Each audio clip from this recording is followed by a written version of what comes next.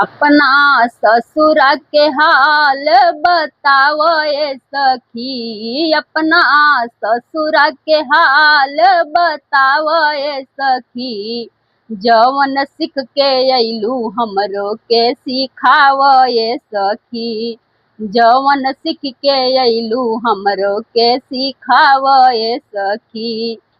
अपने ससुरा के हाल का बताइए सखी, अपने ससुरा के हाल का बताइए सखी।